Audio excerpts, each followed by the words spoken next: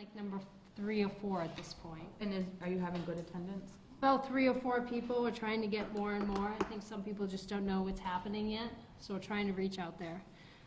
The budgets are actually due on January 8th.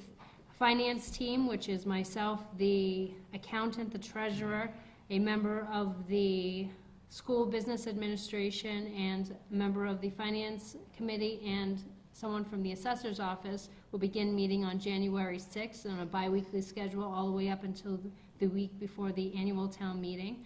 Department head meeting this week on Thursday. We'll be discussing any questions folks have on the budget as well. CSC, the Community Software Consortium, has actually started a grant program this year with Carbonite software. Carbonite is actually a software that actually does backup software on the cloud and also stores it at a location for all of our data. Last year, when the auditors did their annual review and recommendations to us, one of their responses was that they'd like to see us have off-site storage for all of our financial and important data. So this would actually meet that requirement and recommendation. The grant would actually allow us to have the Carbonite software for 1 year. And then after that, it would cost about $1,000 a year. It would cover us for town hall, the highway department, police, fire, and the library. And that's something we'll be working on. It's on the agenda for this evening to be signed. I met with today the superintendent, Bobby and Cindy, both members of the school administration and finance team over at Hampshire Regional. We talked about net school spending. We also discussed budgets for FY15 projections for both Hampshire Regional and also the Norris School. They're looking to try to keep them both at level service budgets this year. The only thing that tends to come into play is when you're looking at Hampshire Regional, even at level service, it can still go up for us based on our assessment. So if we have more students this year, that increases our assessment. Also, if other towns decrease the number of students they have, so if they were like at 25 last year and they go down to 20 and we stay the same, it becomes a heavier burden for us. That's always a problem. This year we actually look like we're currently, because of the change in the Smith Vocational School, where we had originally projected over $800,000 because of the number of students we had, where 6 kids decided they weren't going to Smith, we actually dropped the amount of money we owed by about $200,000. It drops us to a deficit net school spending. As a result, we're going to need to do something to offset it. Otherwise, we're going to be under 5%. Can you just time out? Does everybody know what net school spending is? So net school spending is the amount that the state calculates based on Mass General Laws Chapter 70, amount that they believe needs to be spent per student. And they actually divide in 2 sections for us, one for Hampshire Regional, and the other section is for the Norris School plus Charter School plus Smith Vocational School. It does not include transportation. So when you add both of them all together, our total net school spending that we're required to spend is a little bit over $5 million. Just as an aside, Southampton has the lowest, that 3rd lowest per student spent in the state. So maybe I should rephrase that. We are the 3rd lowest in the amount of money that we spend per student to go to our schools out of all of the towns and cities in the state. And when Liz says go to our schools, she means that it's the calculation the state believes costs to educate a student in the town of Southampton. So it costs less to educate a student in Southampton than pretty much anywhere else in the state. 351 of the towns. Mm-hmm. We're down there. We're pretty good at that. We're we are very efficient. Yes. So one thing that we may end up looking at doing in order to get above the deficit and prevent for us from actually having to take a hit next year and actually get penalized by the state and pick up additional costs that we'd have to pay would be to pick up, right now over in Norris, they have a water heater that they're having to replace for about $12,000. If we picked up that bill, it would cover and it would put us in the safe line. One of the problems we're running into is right now we are like at the penny. If anything comes out under this year, if the school spends slightly under what they have allocated or anything else, we're going to be under and more than that, 5% off of net school spending, and that's gonna cause us a problem next year, and we're gonna get penalized by the state, and they charge, I think it's about 15% of whatever the deficit is in difference, so it would be 15% times $266,000, and then you multiply that, and then they add additional on to next year, so that would kill us. It's less expensive for us to just pay $12,000 and buy a water heater.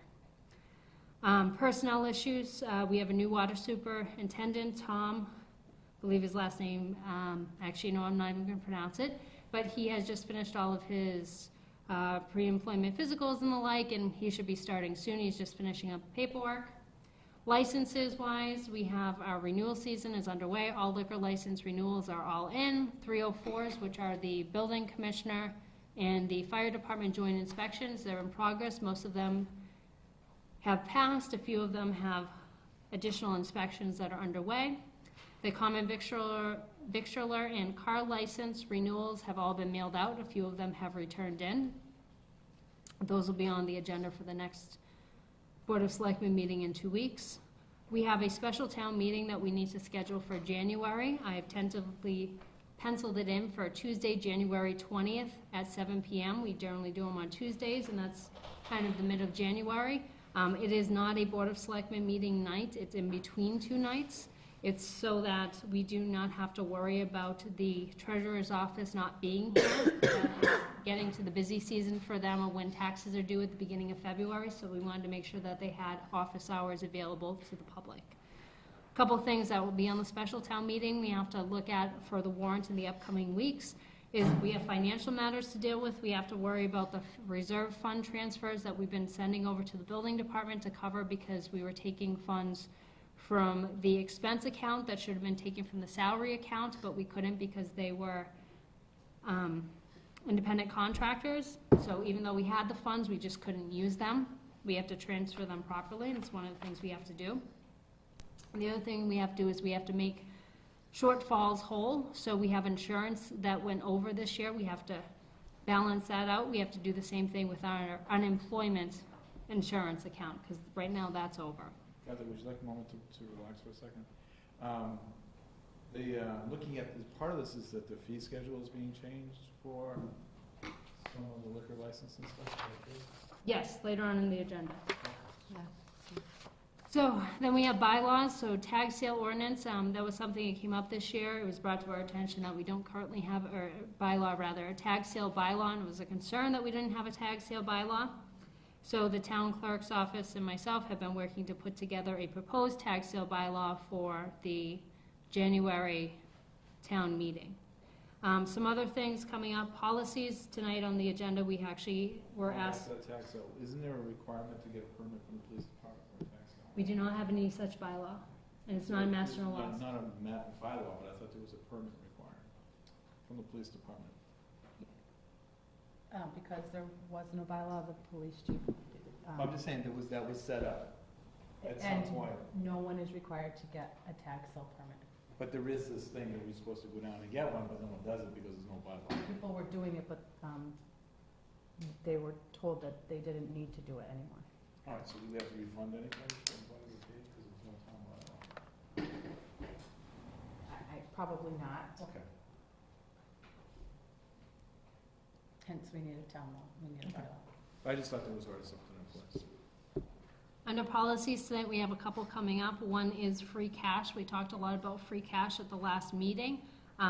We actually looked at a couple of the communities who actually had a free cash policy. I sat down myself, the accountant, the treasurer, and the finance committee, and we came up, reviewed a free cash policy that will be before you this evening to review. I was also asked to put together a proposed policy for emergency closings of the town hall in light of the snow season that is upon us. We currently had one in place, but I was asked to look at some other communities around, see what they've been doing, and actually propose one. So that is before the board as well this evening. And in looking at these, I've also had an opportunity to look at other communities and see that generally they standardize how they have all their policies so they look the same. And I was looking at the idea of, over the next few months, reviewing what we do have in place for policies and standardizing them and bringing them back up into the front and making sure that they are all current and putting them all in one place, both online and in one binder, so we can find them when we need them. Other things, updates, Code Red. Code Red, again, is the reverse 911 program. We are in the process of setting it up. We have currently set up our authorized users. We are working on getting the data to them. We should be up and running in the next couple weeks. ComBuys, which is the state program to purchase things off of the state contract, is in the process of being set up. Our website through WordPress is actually in the process of being converted over from the old site to the new site, and we will actually have a demonstration of it available for department heads at our department head meeting on Thursday. And then from there, Art will actually work with each of the independent departments to modify their individual pages. Our annual town report, my goal this year is to try to get done for January, the end of January. I do need a select person to volunteer to write the blurb for the Board of Selectmen section now. If there's any volunteers, Liz. Okay. The next thing I have on my list here is updating of the fees. The clerk is all set with her fees. The Board of Health have updated their fees as well. Again, both of those are effective January 1st. The treasurer has one fee, and she'll be before the board tonight to update it. The Board of Selectmen, we have a variety of fees, and those are on the agenda for this evening. The building department was before the board a couple weeks ago to do theirs. They're halfway done. The building department, or the building commissioner's fees themselves were approved, and the electrical and plumbing inspector will be on the agenda again in 2 weeks from now to finish up. We are working on looking at some of the bylaws for review for FY15. Some other things we're looking at, and I have been asked to look at, is Maya for insurance carrier. Currently we use Mega, the Hartford, Trident, and one other version for our automobile insurance. If we looked at the possibility of using Maya, which many other communities, towns, and other organizations utilize, it's actually all under one insurance policy, so we do not have to figure out who to call when we need something. They offer many benefits to the community and the town, as well as giving trainings, and oftentimes they actually give money back when you participate in their programs. Some other things we have that might be worth looking at, and just to see what we can get offered, is unemployment insurance. We have had a lot of unemployment claims this year.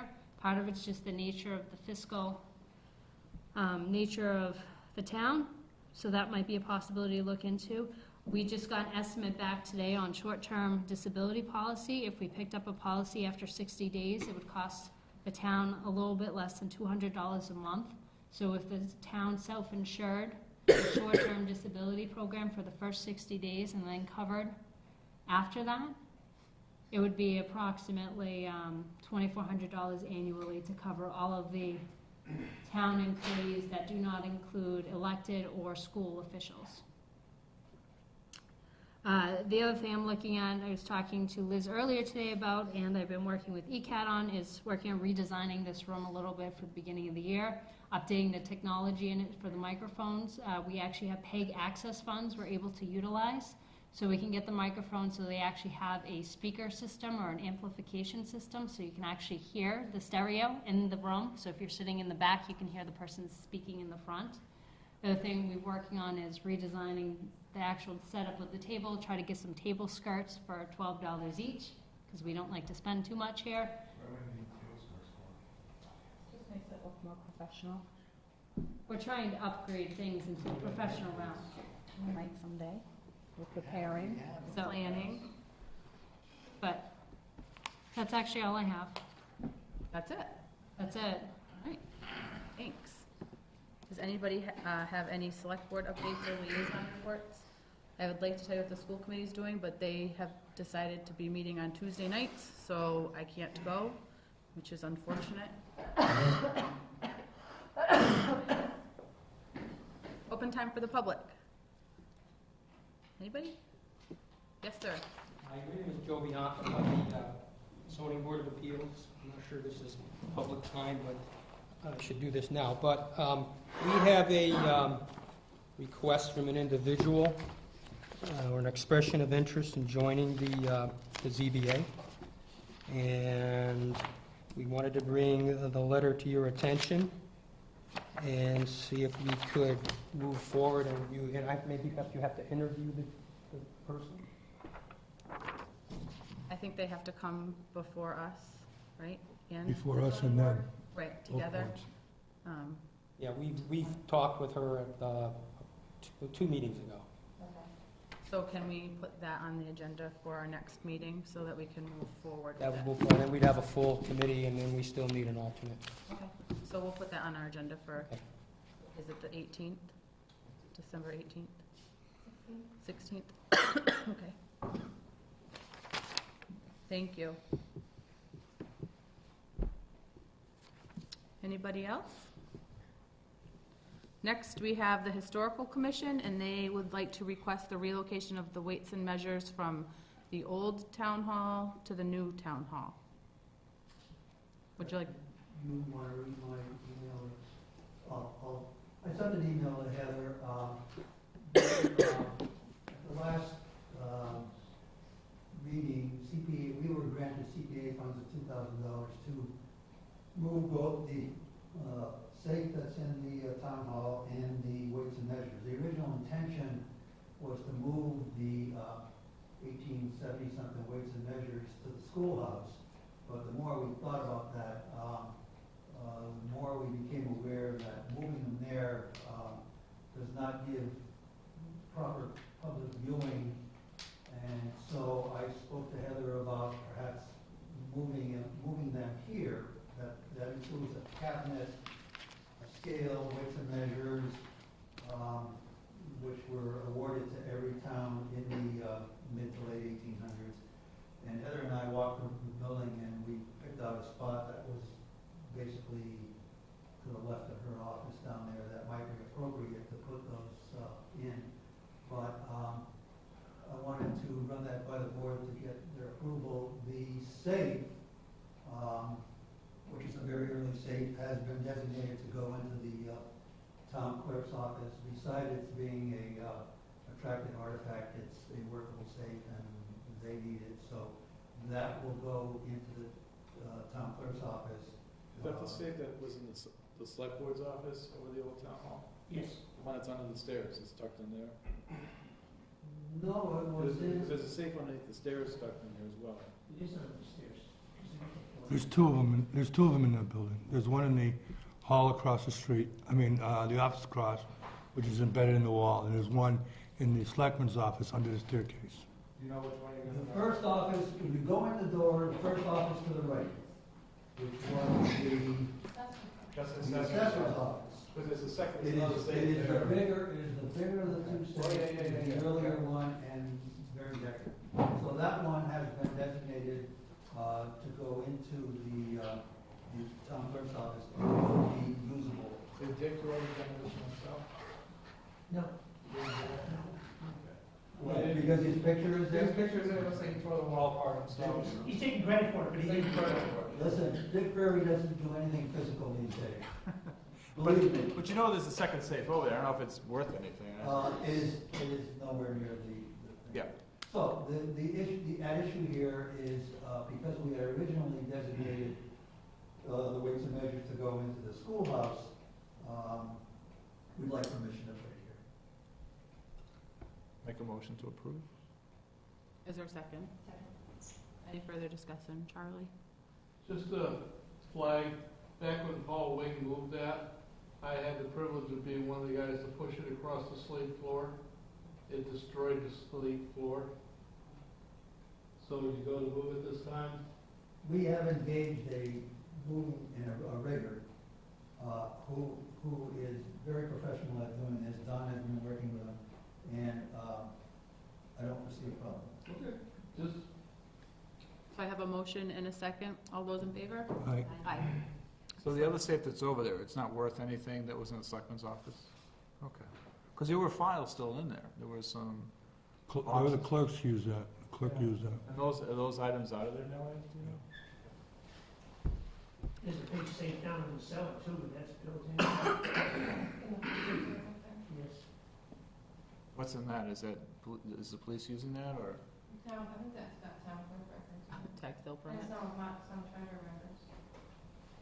Tag sale permits. Sorry. Thanks, guys. Thank you. Next, we have an appointment, but I didn't think we had any appointment. Well, it's not the same. Different kind of appointment. I can put schedule up top and change the appointment to schedule. Gotcha. Appointment of Randall Kemp to the Hazardous Waste Coordinator. Did someone So moved. previously hold that, or no? Yeah, Ed. Oh, Ed. So moved? But there's another one, so don't get confused. The fire chief also is a hazardous waste for site issues. So I think you gotta straighten out what the duties are. This was the position that Janine gave me, that she said you previously held? Yeah, but She didn't give me that's for the another- landfill, and only the landfill. Okay. But there's one, you need to talk to the fire chief. If there's a hazardous waste incident on a highway or a private structure, he's involved, so I need you to verify that. Because I'll look into it. they're two different items. Can we approve Randall to take over your position? Yeah. Yes, that's my motion. Is That was originally part of the appointment, so it's nothing new. Should have been part of the appointment. I have a motion. Is there a second? Second? All those in favor? Aye.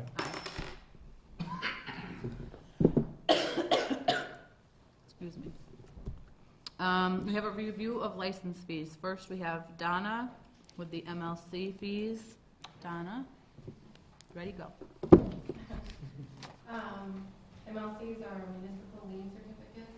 They're requested by attorneys when a property is being sold or refinanced, just to verify the taxes are owed to the town, that all the, there's no liens on the property or whatever.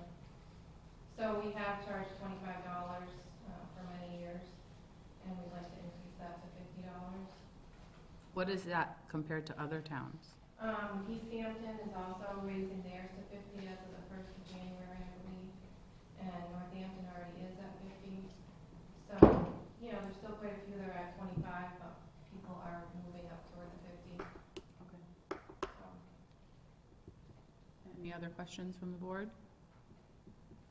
I'd like to do that effective January January 1. We're 1st. going to notify all the attorneys, like we regularly get requests from, to let them know in advance. So I guess I would accept a motion to increase the MLC fees from $25 to $50 effective January 1st. So moved. Thank you. Is there a second? Second? All those in favor? Aye. Thanks.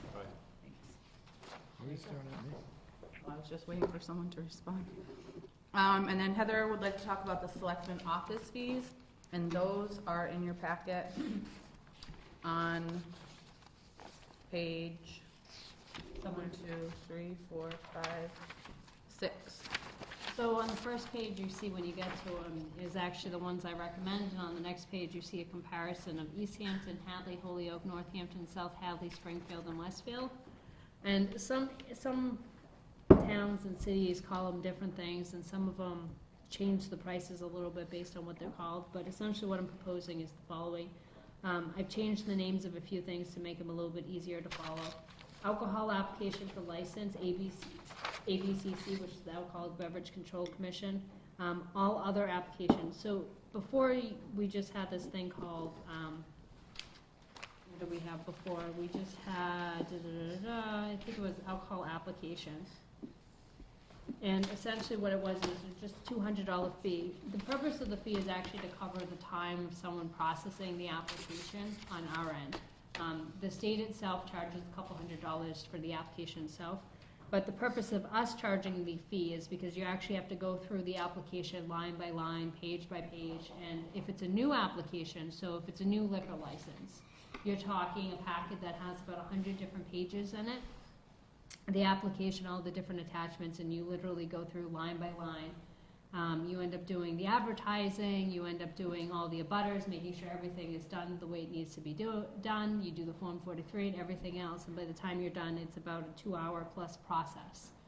If not more, by the time everything gets back from the ABCC and you actually issue the license. That's why it's a $200 fee, so it covers all that. If it's not a new license, there should still be a fee attached to it, but the fee doesn't have to be as high because it's not as big of a deal. So if it's a change of manager application, if it's a change of location, change of DBA, what have you, there should still be a fee attached to it because there's still paperwork involved, still processing. A lot of these don't require actual advertisements, so there's less work involved, but there's still the processing, there's still the preparing for the meeting, there's still the actual paperwork that goes to the ABCC and the Form 43 and everything else. So that's where I stuck in the $75 fee, which is less than the $200 fee that was just flat and didn't really say what it applied to other than alcoholic applications. The next thing down, I kind of break these out more than they were before. Annual license fee, all alcohol off-premise. So your off-premise section 15 is your package stores. And we originally had it as $1,000. I increased it to $1,500. Other parts of the state have other parts around here have different amounts. Some of them are $2,000, $2,200, some are $800, $1,260, $1,500, $1,313, $1,000. And I just went up to $1,500. If the board doesn't want to go to $1,500, fine. We don't have that many liquor licenses out there. We have about 4 package stores, and we have about 8 Section 12 and 19s, which are the ones who actually serve alcohol on the premise. And the majority of them are all alcohol. There's very few that are wine and malt. And all alcohol generally costs more than wine and malt. Annual license fee for all alcohol on premise, Section 12 or Section 19, same thing, $1,500.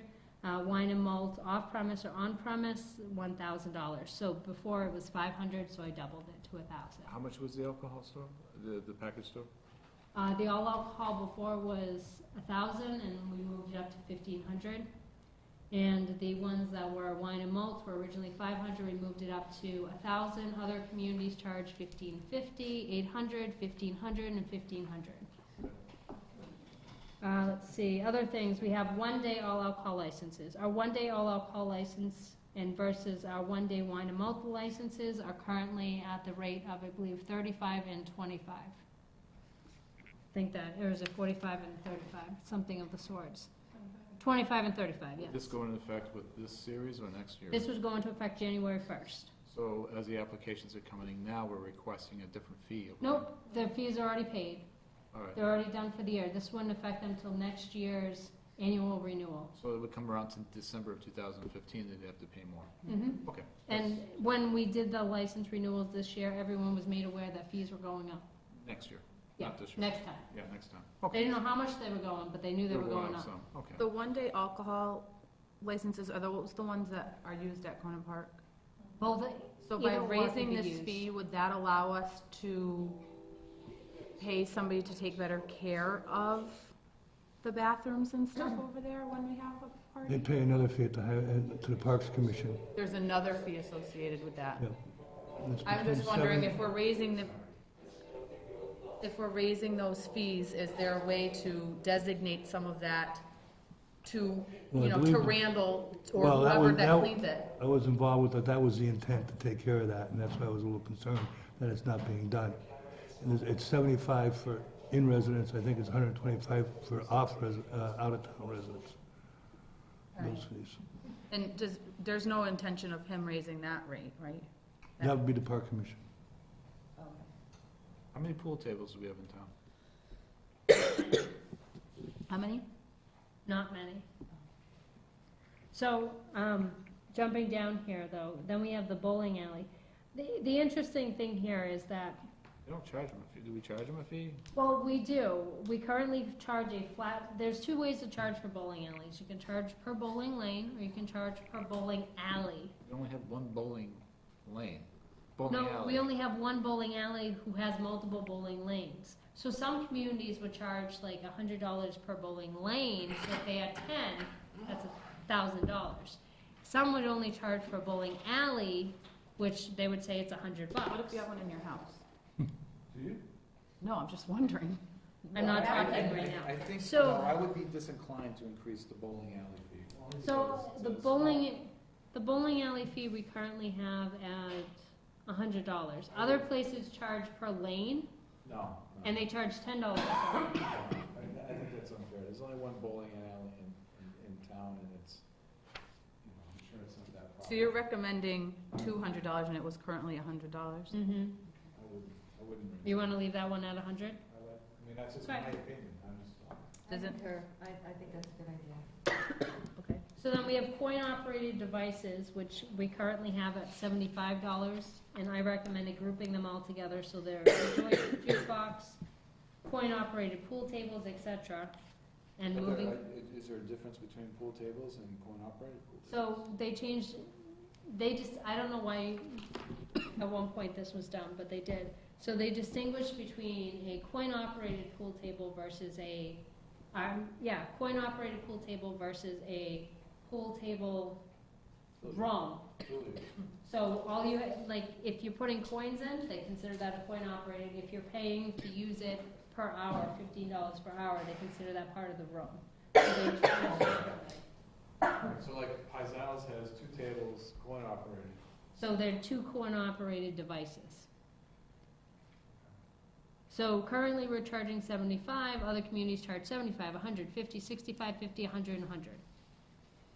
So I moved us to 100. We can stay at 75, it's up to the board. I recommended 100, doesn't matter.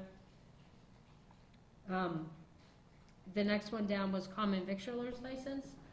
A common victualer's license, I like to consider it one of those old blue laws that's still on the books. It still exists, it's in Mass General laws.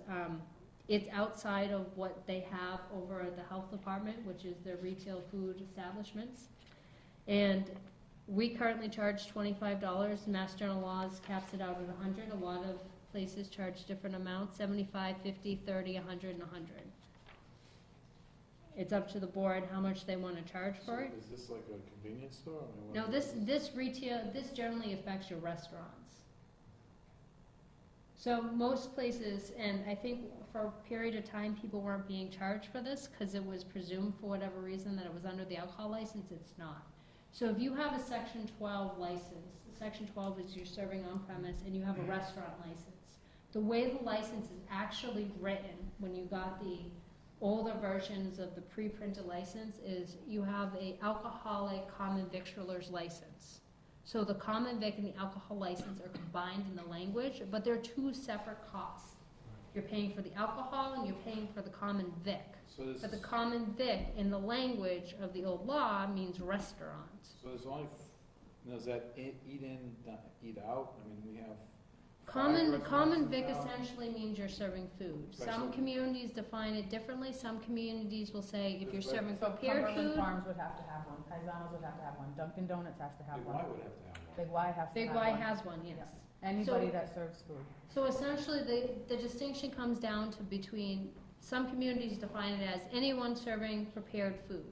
So some will get more detailed than that, anything that's prepared, and they'll go all the way down to if you're serving coffee from a Krug machine or Krug or whatever you call it, whatever, I don't own one, the K number 2, and you're selling that, you're going to get a common vic license. If you're reheating pizza, you're getting a common victualer's So what license. happens when like Harley Davidson has like a burgers and such? Do they have to get a license as well? Is it a 1-day serving license? What is that? Well, if they're doing it regularly, I'd say yes to the common vic license. If they're and they're gonna have to get the food establishment license anyway, even if it's a one-time Auto thing. shop and they have a coffee machine.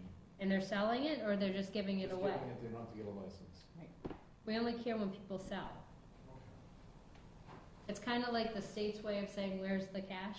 Is the money. And chances are Harley Davidson was selling food, they got it from somebody on a cart, and that cart, Sometimes they just grill burgers in the parking lot. I was gonna say, the cart would have one of the licenses.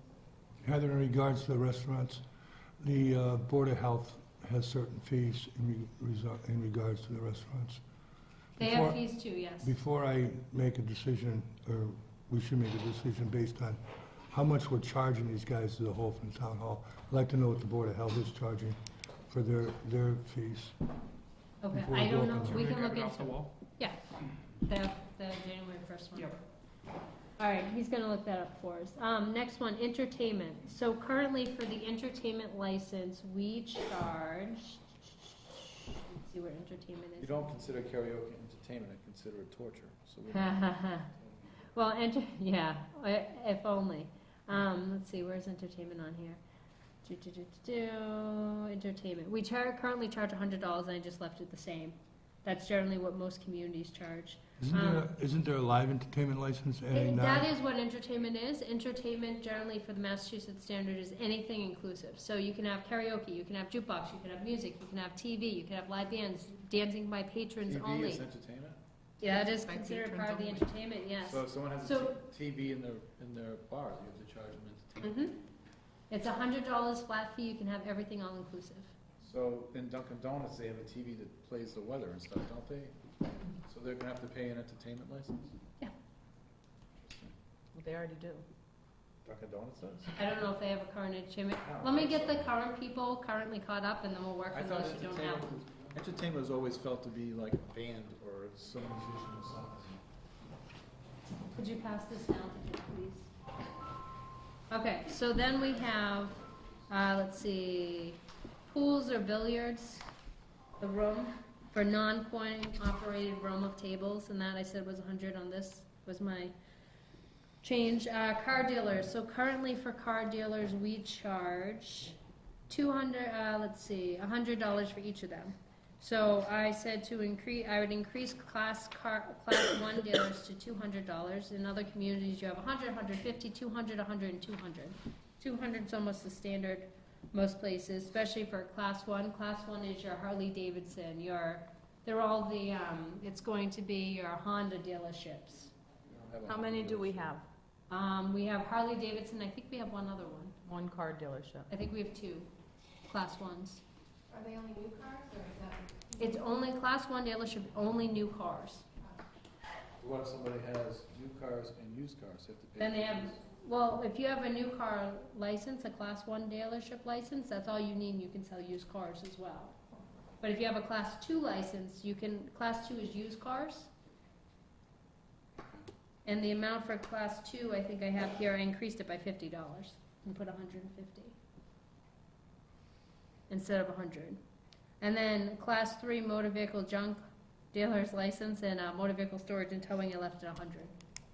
Those are And one of junk- them's mandated by law not to max. Those are junkyards, right? One's, you have motor vehicle class 3 junk, which, yes, essentially. I mean, you can only sell it for parts. And then the last one is the motor vehicle storage and towing. We don't have any motor vehicle storage and towing, which is kind of good because there's lots of requirements around the lots. Is Tarka's tow? No. They don't? Are they the class 2, because they sell cars? We don't, let's put it this way, we don't have any motor vehicle storage licenses. I think Target's a class 2. Yeah, they sell cars, they sell used cars. Other let's see what I have here. All other applications, new or modified. So one thing I propose doing is having an application fee. So if someone applies for a license, to actually have an application fee. So remember we talked about before having the ABCC application fee. The concept is the same, that So we're There's gonna add paper process. $40 on top of all of these other fees? well, it doesn't have to be 40. Some places have, that's generally the standard application. It doesn't, it could be $10, $5, just the idea that, So on You top of want- a $200 new alcohol application, they'd also have to pay 40, so in So- $240. the one thing to keep in mind, the purpose of doing the application fee or charging fees for the licenses is you want to make sure you're actually paying for the work that's being done to do the license. So it's not just revenue for the town, it really isn't. What you're doing is you're paying for the person who's doing the work to make it happen. I guess the only thing that I'm gonna say is that I hate when you go somewhere and you pay this fee, and then you pay that fee, and then you pay this one. I would rather it was just, even if you had to add $1 to everything to make up that extra fee, I guess I just feel like fee after fee after fee after fee after fee is annoying to me. I would rather just have one fee that covered everything. It's totally up to you, it's just my recommendation. Or by having different types of fees, people can pick and choose what they want to do. I understand that, but you're gonna add $40 to all of that on top of it. Only for a new application. New or modified. So if you open a brand new restaurant, So right? you'll have to pay that $40 once. So if you open a new McDonald's, There's some new restaurants going to town right now. But if there were, you would only have to pay it once. I'm just saying, I just wouldn't wanna walk in and you're gonna tell me I have to pay $150 to have 2 pool tables and $150 to have a television. And by the way, there's also a $40 fee because Is it per every television, year. by the way? Or is it by one time, just? No, per entertainment license all inclusive. That was not my point. I just wanted to wrap it all television? I'm just saying together. it could be multiplied. I just didn't want every year to say, oh, So- all this plus $40. So if you think of it this way, you come into town, you have a new business, so you're opening McDonald's, okay? Hopefully not. So you're opening Panera. So Hopefully not. Longhorns is going in. Hopefully not. I'm giving up. Dave's new shop is going in, he's selling subs. So he's paying $40 for the application I see fee, your he's point. pulling out his common vic license.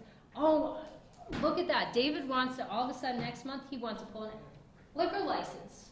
He's gonna pull a restaurant, a section 12 application for a restaurant. Okay, so now he's paying the $200 application fee for the liquor license. Then he gets it, so now he's gotta pay his annual fee, which is $1,500 for his all alcohol restaurant license. And then he's done until the next year. Then next year he comes, and he decides he wants to get an entertainment license, because he can't be without karaoke.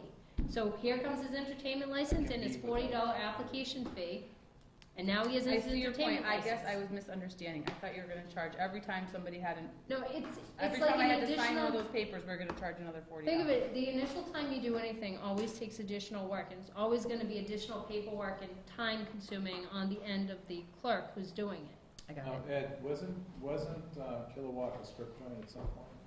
Yeah, that was about 25 years ago. All right, So keep we don't moving. have an adult, And it No. wasn't called Kilowatt. what was it No, it called? wasn't. It All right, wasn't keep the- going. Computer so- I'm saying copies. it's not covered in case that should come up. So we have computer copies, which we special just permit. wrote in at $1 because that's the standard. Is it $1.50? I think, no, I lied, I think it's 50 cents. Change it to Computer 50 cents. copies, 50 cents. And then copies themselves, so photocopies are 20 cents. So if you're printing some out from the computer, it's 50 cents a copy, and you're doing red copy, it's 20 cents. Now, obviously, this doesn't necessarily mean it needs to apply to everything, but once you start getting to things that are starting to cost a couple dollars, it would apply, and it specifically applies to when you're doing public records requests. We already applied the standard, but it's nice to put it in paper, in writing, so folks know that that's the charge. I need a point of clarification. Sure. The annual license fee for all alcohol off-premise for the same... Off-premise is package store. That's only for package store?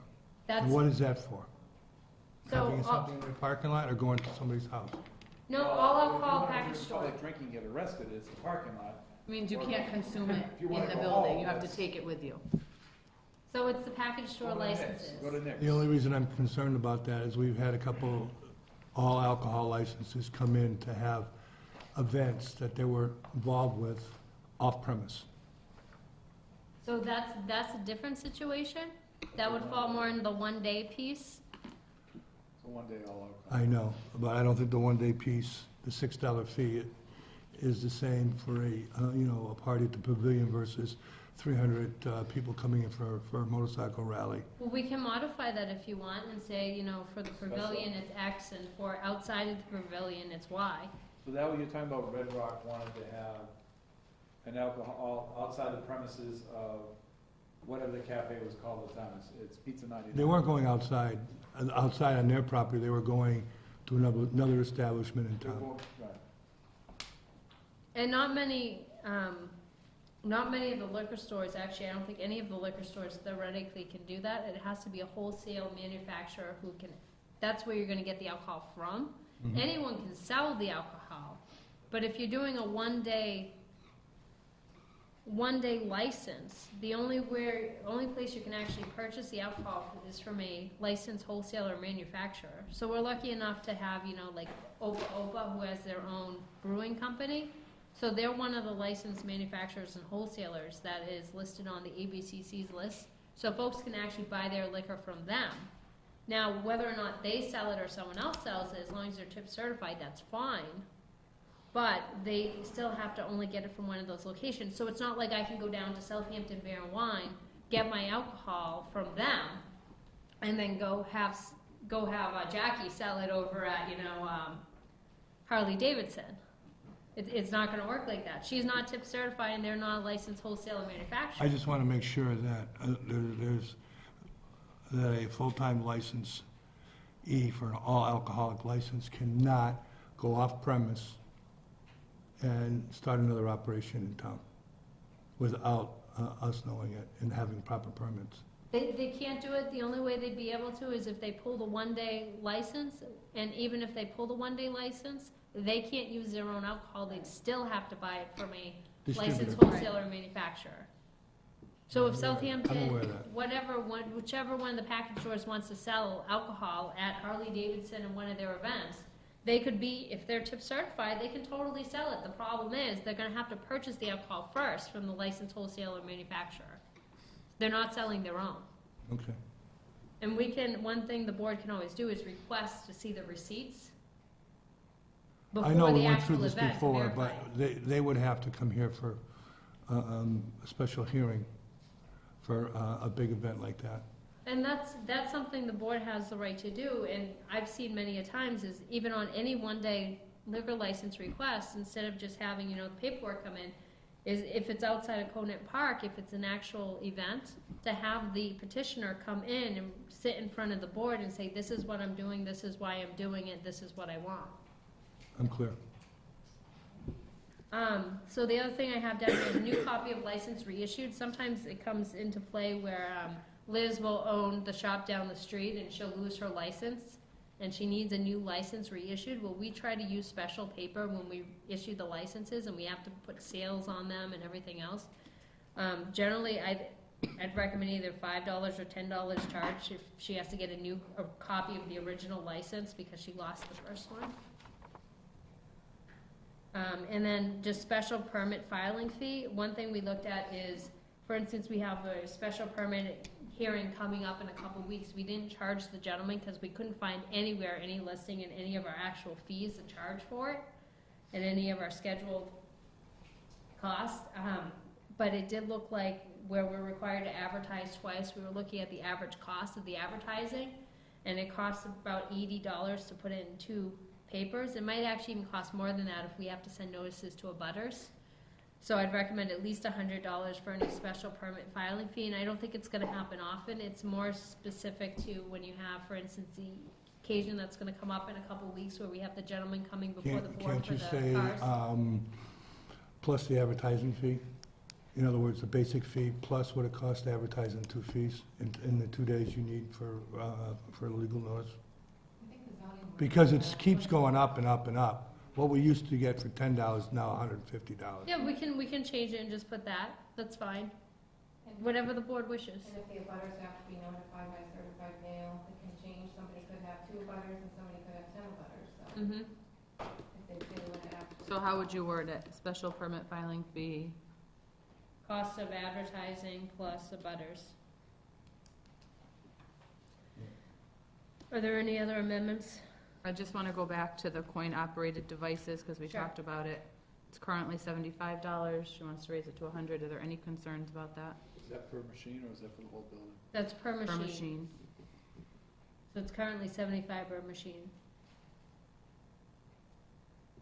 So if you have a jukebox, 2 coin-operated pool tables, and, If you can't, do 4 you poker charge, machines. do you charge pool tables twice then? Right. No, if they're coin-operated, they're coin-operated. If they're not, if there's 5 non-coin-operated machines, then they're part of a billiard room, which is down below. And that would be $100. It's per machine, yes. It's whatever the board's discretion. I say leave them alone.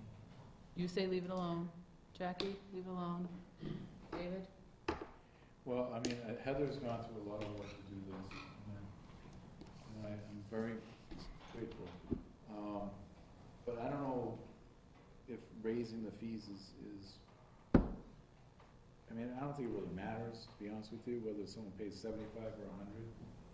Cost just gets passed on to consumers. People go to the restaurant, they'll raise the beer fee or, raise the whatever. So, I'm impartial either way. All right, so, If Heather, if you really think that the cost of doing all this paperwork entails having a larger fee to cover the cost, then I support that. But if it's just to raise the fees, to raise revenue for the town, then, I don't know if it's appropriate given, well, either way, it doesn't matter. Sorry. the way I have my notes is that we were going to leave the bowling alley at $100. It seems we should leave the coin-operated devices at $75, and the special permitting fee should be changed to reflect the cost of advertising and abutters, not $100. Other than those three changes, I would accept a motion to approve the recommended fees as set forth today, And this is going, effective January 1st January 1st, so moved. Of 2016. of 2015. 15. Yeah, Well, yeah, the fees this year are already going to Yes, be but- paid. So anybody that puts in something after 2015, that's different than, that's already paid. Because people that are paying for their renewals right so now, everything's due December 31st. right, so hopefully everyone pays everything by December 31st. Everything's And all if- set right now. Let's put it this way, if they don't pay by December 31st, consider it a late fee. All the alcohol is all paid. Okay. So all the big ones are paid, everyone will have had over a month's notice of their renewal pieces. So I have a motion, is there a second? second. All those in favor? Aye. Thank you.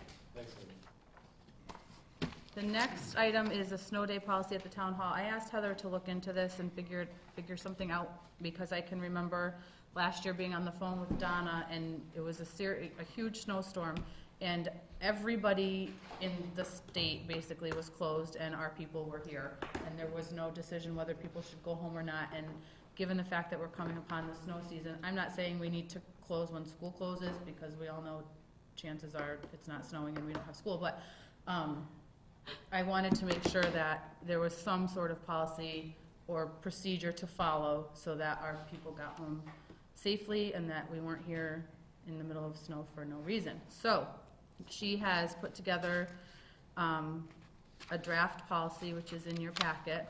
There's also on the front page policies from other towns about what to do about paying people. If you send them home in the middle of the day, do you pay them? Do you not pay them? How is that going to work? It seems to be consistent that most towns, if you send them home at noon or 1 o'clock or 2 o'clock, you will pay them for the time they would have been there that day, which I think, to me, seems fair. If you're telling them to go home, then I think you should pay them.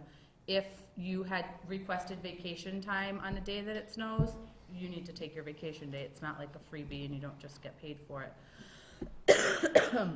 Who does this cover? This is basically just the town hall. It does not cover emergency personnel, dispatch, police, fire, or highway, just the town hall employees. Does it cover employees that are supervised by elected officials?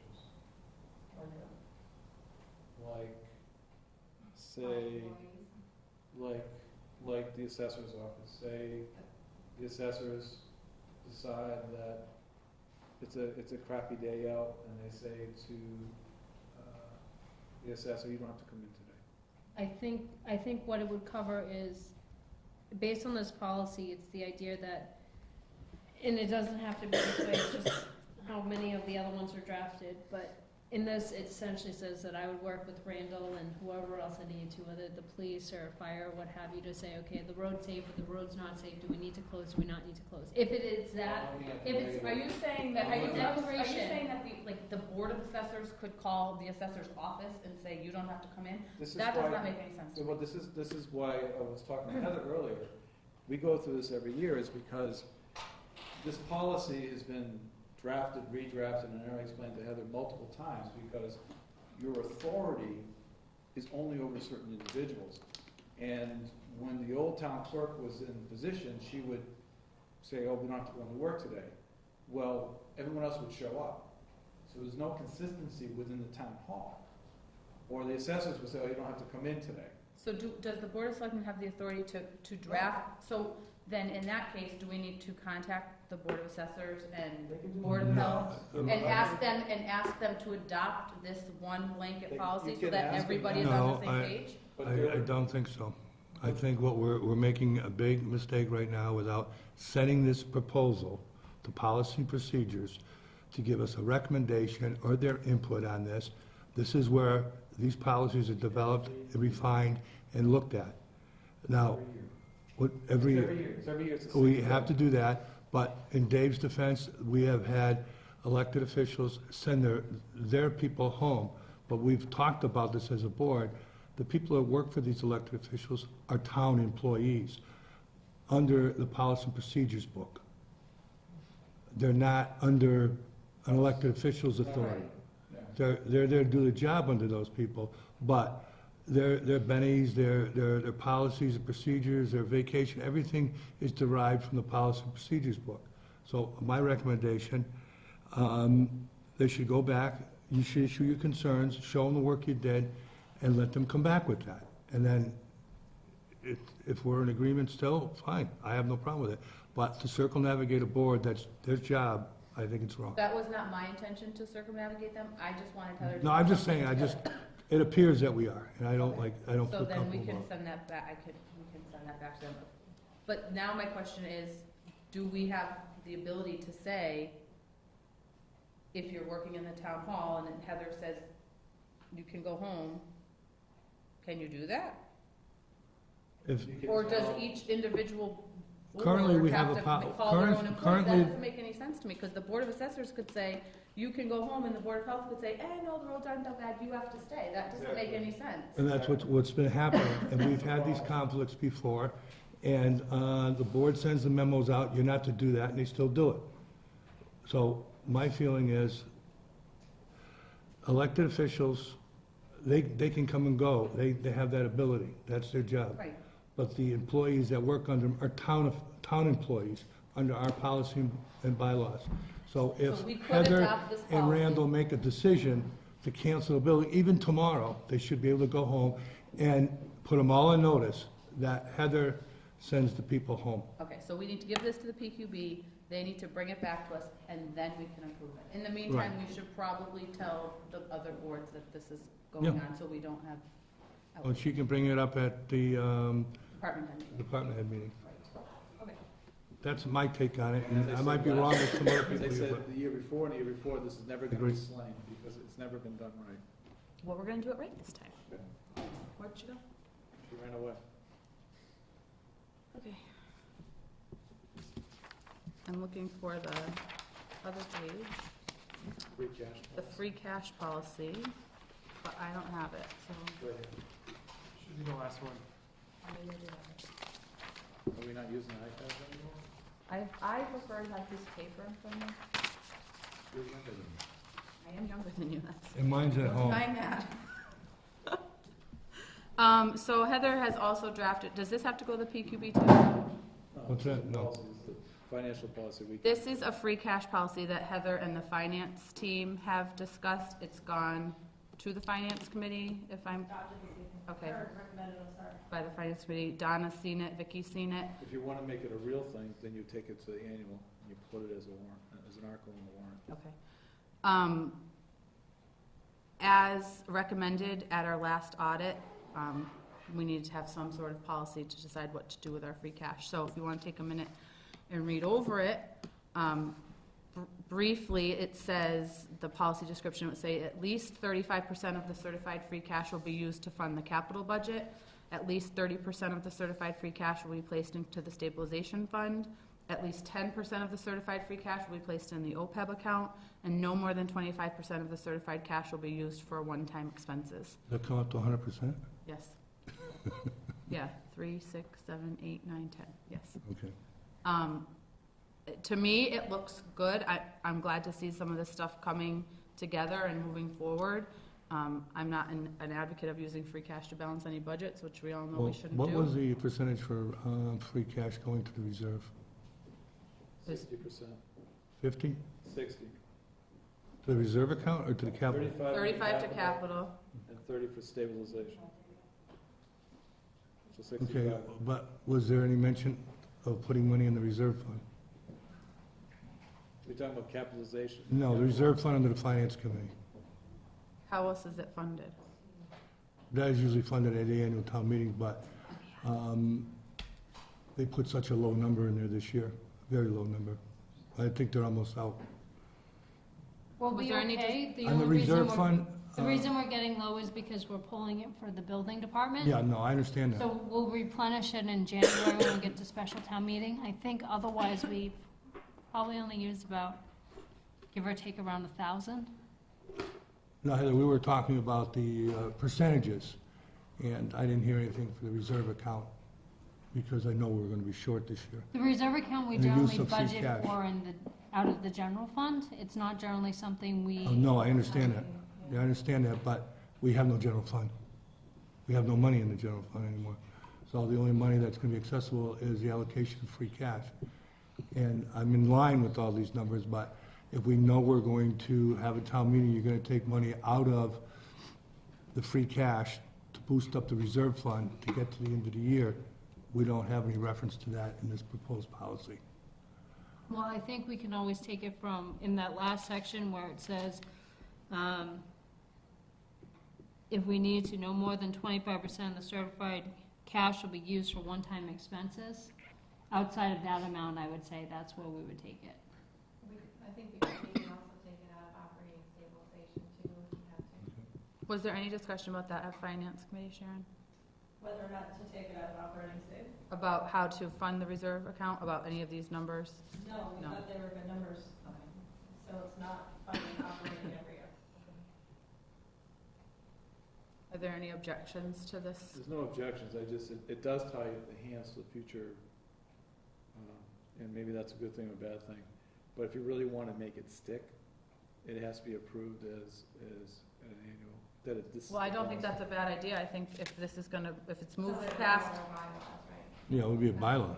right, So that if you I don't want- think that that's a bad idea. Could we, I don't have that proposal stuff.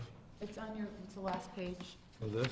Clarification, No, I I don't. think what would happen then is they just go to town meeting to move between Move. reserve and operating if they need to. So it's just basically securing it and So- then getting legislative approval later on, right? It's not tying I don't it have in it. forever. You have it on No, the last no, page of that packet. there's always, something does come up, Okay, I'm sorry. It'll be more- I'd like that. but- in dollars to donuts, it'll be more than 25% for a one-time expense, it will. And then you'll have to have an annual to go back and sort of figure it out. But That's that, or a special, excuse me. But technically, wouldn't, and Ed, correct me if I'm wrong, but wouldn't, like, one-time expenses oftentimes fall into They would. So, I mean, you're really okay. I mean, one-time expenses would be a boiler, a heating unit. a fuel tank. I mean, if this had to be, 11% cut by the state funding in November, as you're moving through the year. The night seekers, Excuse me? what are you talking about? State funding got cut mid-year, like in 2009, like 11%. Yeah, the night seekers. Yeah. So, I mean, that's what I mean, when you, and I'm okay with this, because it sets a framework moving forward for the future. I'm just saying that 25%, you're gonna hit that easily by December every year. I'm just saying, it's just the way things go. And that, what you're gonna end up having to do is a special town meeting, probably every January, to free up some of this cash and move it around. which we do anyway. I don't know, it's just inevitable, it's just the way it is.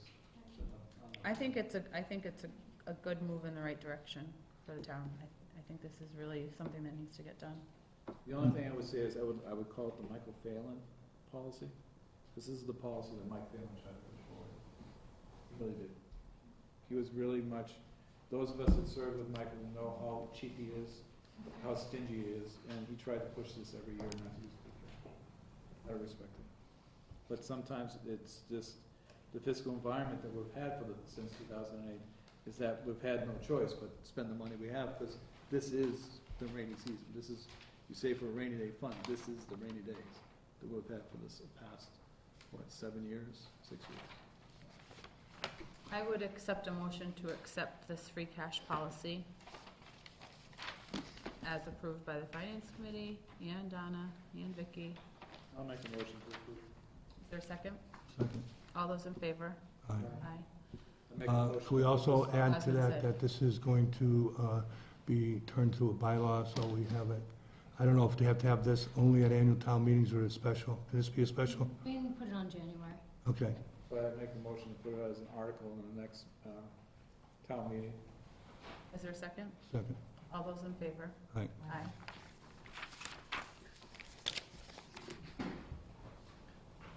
Now, let's talk about removing some trees in the parking lot near the fire station. Charlie, did Charlie leave us? He wasn't here Oh, anymore. So I'm gonna pitch. oh, go for it. pitch it for him. Thanks. All right, I'm Joe Benoit, I'm a member of the Public Safety Council. I guess what's going on is Mr. Gray has a crew that's going to be clearing his property, including the half acre or so that we have the agreement on. And Charlie has talked to him about taking a few of the trees, dead trees down here, and they're willing to do it for nothing. They just take them. So the question is, would that be agreeable to The only thing I would tell you is, Charlie's request? there's no money involved, No money involved. okay? Well, I want to know what his liability is, because if something happens, he can come back to the town. So he has to have liability insurance and everything else. Granted, it's a wash, he's gonna cut the trees down, but things do happen. And especially in that field, there's a lot of accidents. And, I'll talk to Charlie. okay, That's, if he's insured, I have no problem with it, but if he's not insured, I have a problem with it. okay. So if you could give us a certificate of insurance? You know who's doing it? I don't. He left. I didn't get a chance to find out who it was. That's Ed very has good. the papers in front of him right there, so he might know the answer. Who's Great. There's actually, before him is, This paper here is for the permit for the for the Conservation Commission. Conservation Commission, because it is in wetlands. And they might put they might put restrictions on him because you're gonna be working in a wetland, you know, and that might add additional costs, so. There might be a hay bale issue or, you know, siltation Someone fence. supposed to talk to the Conservation Commission about this? I think Heller So was. what's happening is, we have the application to remove the 2 trees. If the board decides it's something that's advantageous for the town to do, because again, the trees aren't in the best of shape, and should they fall down, it's gonna be more of a liability for the town to deal with. If the town moves forward and decides to sign, even if they say, you know, we'll move forward on this, or we'll sign pending certificate of liability insurance from the logger, then what will happen is this will go before the Conservation Commission in the next couple weeks, and should they approve it themselves, then those 2 trees will be removed. And Heather, essentially, the logger's taking the trees. So we have to instead of approve mine. the work before the Conservation Commission can approve the Yes. work. But my concern also is he's gonna take the log for payments, what's he gonna do with the surplus, the branches and all that? My understanding is the cost of the actual wood is no more than, give or take, a couple $100. Yep. So it's not very feasible. I mean, in the past, my understanding is when people have asked to have these trees removed, they've been given the quote of about $6,000 to charge us to remove them. When, I always used to take those trees down along that whole perimeter with the highway department, and sometimes the fire department did it themselves. So I am surprised that we're going out for something like this. This is something we've done in the past. We've always taken them down. He's just trying to get it done for. No, I understand that, but the other thing too is, they are town trees, you still have to go to the tree warden for his approval. That's under his purview. Just to take down some trees, huh? They're alive, that's why. They're still alive? They're probably still alive to a bit, you know. The average person there. And he needs to make that decision. You know, he probably is not gonna have a problem with it, but that's the way it's set up. He's responsible for all tree hearings and stuff like that, which might be So required. the first step is if you will approve it, then we can try to. Right, it makes a motion to approve as long as the person has liability insurance and the tree warden is notified of what's going on. Conservation Commission is. And conservation commission is okay. I have a motion, is there a second? Second. All those in favor? Aye. Aye. Okay, we have some PCFs. The first is for Kevin Slattery at the transfer station on an on-call basis. He needs to get a work permit and he will not operate machinery. We've seen a couple of these come through. So moved. Is there a second? Second. It's not approved by, is it approved by finance? All those in favor? Aye. Aye. This is a resignation for the COA van driver, Richard Hutchinson. He's retiring, and his comment says it's been a real pleasure working with Jennifer over these past several years. So I would accept a motion to sign the PCF. Is there a second? Second. All those in favor? Aye. We sent him a letter thanking him for his service. Yeah, did a great job. We have a PCF for Richard Homan to take over as the COA van driver, He's paying. Temporarily. temporarily. It's more hours, so is there money in the wage line? Is it a higher rate? I think he's currently working there, and now he's just increasing the number of hours to cover for Hutch, because Hutch is departing. And So if he's only doing 2 hours a week, now he's gonna do 15 hours a week, so the money's already there. All right, but it's annually, it was 59, it's 5,900, now it's 9,300. Do we have it? This- Well, the Finance Committee approved it contingent upon grant funding. The PQB Wait a minute, approved it. but Franklin. he's Regional. getting a raise, No, I think what it is the number of hours. person A was, so Hutch was doing the chunk of the hours of the week. Hutch is retiring, so where the other guy was only covering maybe 2 hours a No, week. I got Now that. he's covering the whole time, so he's increasing his wage because he's doing the whole time instead of 2 hours a week. But the total wage, not the hourly wage. Hourly wage is going up 50 Yeah, I cents. think the hourly wage is going up as well. Why?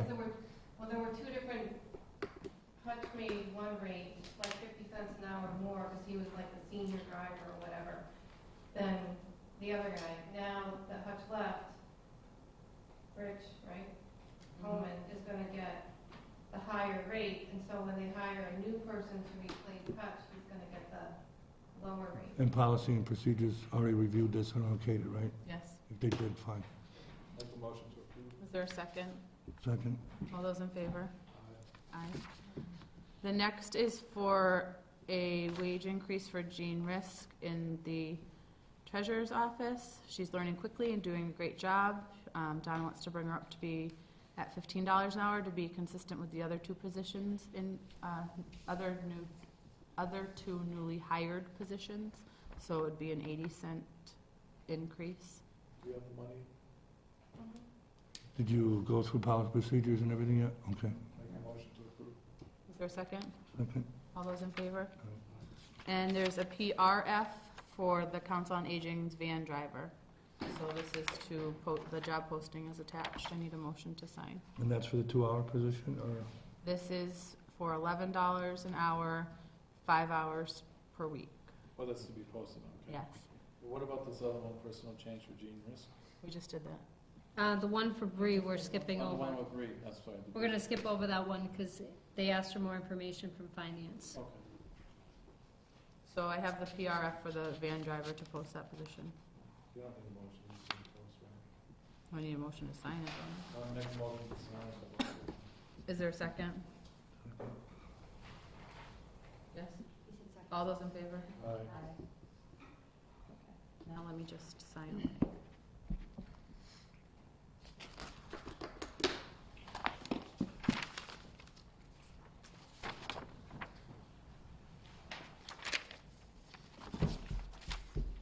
I'm not familiar with Richard Homan. Is he has he worked with us before, and what is his? He's been working over there. He's all, I don't know if they get quarried or anything. yeah, I mean, do they? Yes, I suppose so. Has he been? If he's already